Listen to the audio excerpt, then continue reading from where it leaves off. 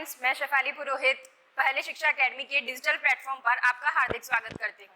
आज मैं आप लोगों के सामने बायोलॉजी का एक बहुत ही इंटरेस्टिंग चैप्टर लेकर आई हूँ। आप लोगों की एनसीईआरटी का फर्स्ट चैप्टर पुष्पीय पादपों में लैंगिक जनन। इस चैप्टर को स्टार्ट करने से पहले हम ये जान लेते हैं कि पुष्पीय पादप और जनन ये दोनों क्या होते हैं। आप लोगों ने अपनी प्रीवियस क्लास में पुष्पीय पादपों के बारे में भी पढ़ रखा है और जनन क्या होते हैं, कितने टाइप्स के होते हैं, उनमें क्या डिफरेंस होते हैं, ये भी आप लोगों ने पढ़ रखा है। तो हम हमारे थोड़े से बेसिक इंट्रो के साथ आज का लेक्चर स्टार्ट करते हैं। सबसे पहले हम पुष्पीय पादपों में लैंगिक जनन पढ़ने से पहले पादप के बारे में जानते हैं। पादप यानी प्लांट।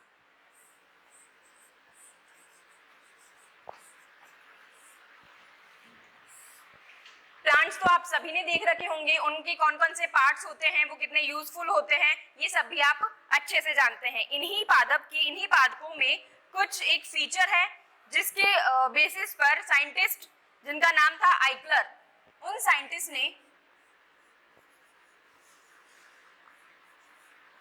आइकलर नाम के वैज्ञानिक ने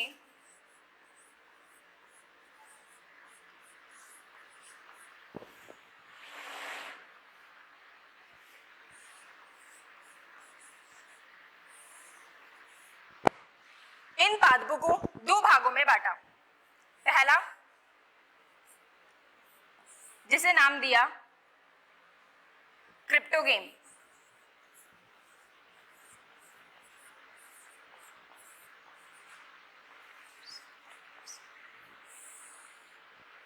और सेकंड जिन्हें नाम दिया फिनेरोगेम्स।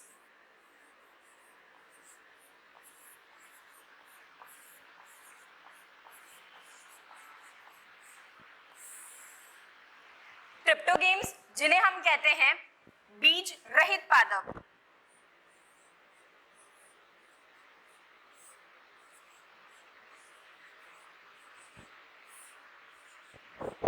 यानी ऐसे पौधे जिनमें बीज जैसी कोई संरचना नहीं पाई जाती है।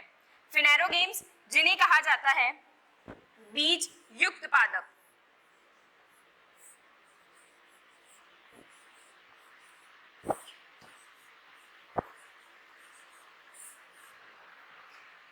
ऐसे पौधे जिनमें बीज और फल दोनों पाए जाते हैं।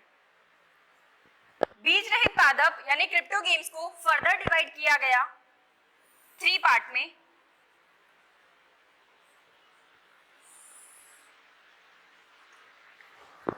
थैलोफाइटा,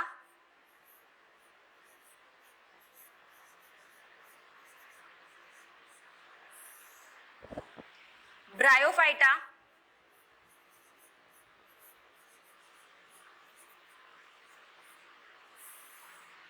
और टेरिडोफाइटा।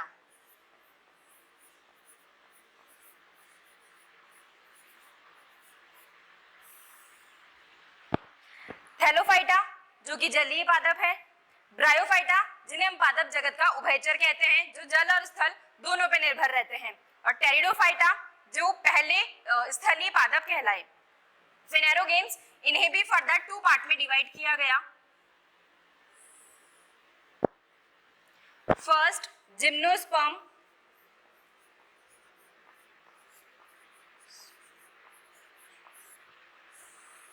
और सेकंड एंजियोस्पर्म।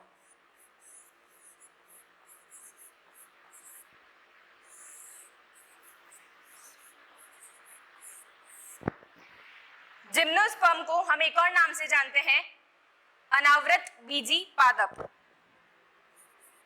अनावृत बीजी। और एंजियोस्पर्म्स को हम कहते हैं आवृत बीजी।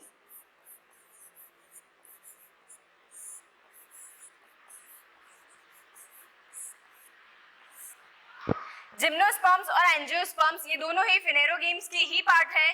इन दोनों में बीज पाए जाते हैं, लेकिन दोनों में डिफरेंस क्या है? उनमें डिफरेंस ये है कि जिम्नोस्पर्म्स के बीज जो है वो अनावृत बीजी होते हैं, यानी इनका जो बीज है इनके ऊपर किसी भी प्रकार की कोई लेयर नहीं पाई जाती, इनके बीज ओपन होते हैं। और एंजियोस्पर्म्स जिन्हें हम आवृतबीजी कहते हैं, इनके बीज जो है इनके ऊपर एक प्रोटेक्टिव, एक सुरक्षात्मक आवरण पाया जाता है, उस आवरण के अंदर ही बीज सुरक्षित रहते हैं। इन्हीं एंजियोस्पर्म्स का एक और फीचर है, एक और मुख्य लक्षण है जिसके कारण इनका नाम है पुष्पीय पादप। एंजियोस्पर्म्स में पुष्प पाए जाते हैं, इसलिए इन्हें पुष्पीय पादप भी कहते हैं।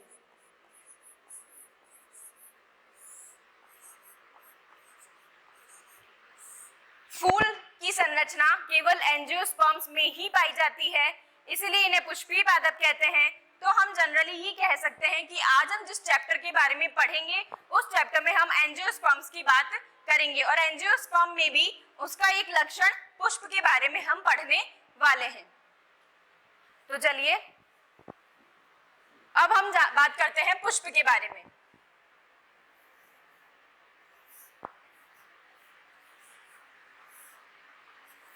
फ्लावर,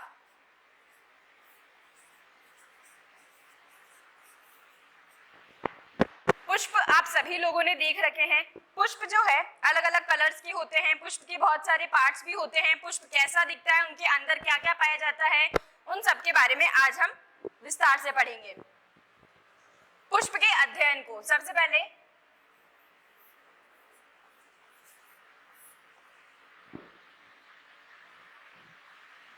पुष्प का अध्ययन कर रहे हैं तो ये तो जानना होगा कि पुष्प के अध्ययन को कहते क्या है।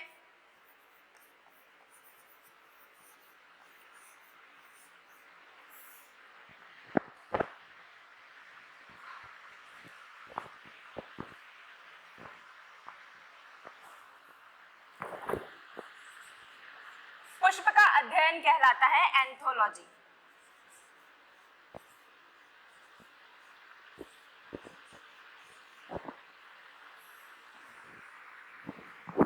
पुष्प के अध्ययन को हम एंथोलॉजी कहते हैं। पुष्प ही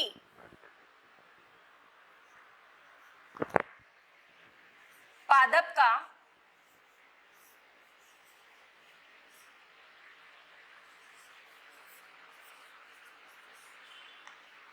मुख्य जनन अंग होता है।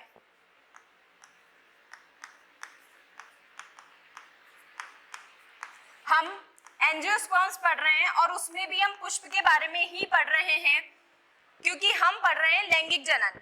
और लैंगिक जनन का मतलब ये है कि पौधे जो हैं वो अपनी समान संतति उत्पन्न करने के लिए जनन की सहायता लेते हैं।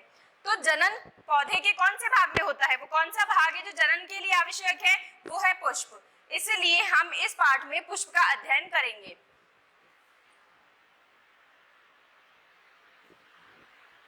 पुष्प होता क्या है?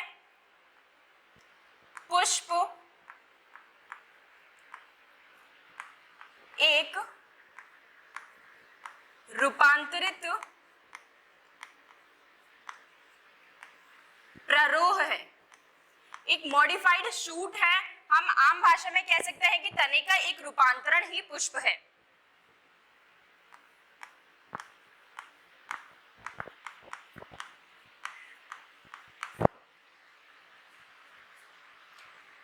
पुष्प के बारे में आगे हम जानेंगे।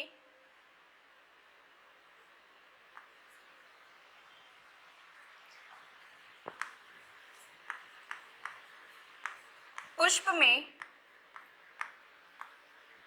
नर तथा मादा जनन अंग होते हैं। हमने कहा कि पुष्प जो है वो एक पादप का नर जनन पुष्प जो है वो एक पौधे का जनन अंग होता है। तो हमने ऐसा क्यों कहा? ऐसा इसलिए क्योंकि जो पुष्प है उसी के अंदर हमारे लैंगिक जनन के लिए उत्तरदायी नर और मादा जनन अंग पाए जाते हैं। यहीं पर ही नर युग्मक और मादा युग्मकों का निर्माण होता है, उनका संलयन होता है, निषेचन होता है। सारी क्रियाएं जो है वो यहीं पर पुष्प के अंदर ही संपादित होती है, इसीलिए ही पुष्प को मुख्य जनन अंग कहा जाता है।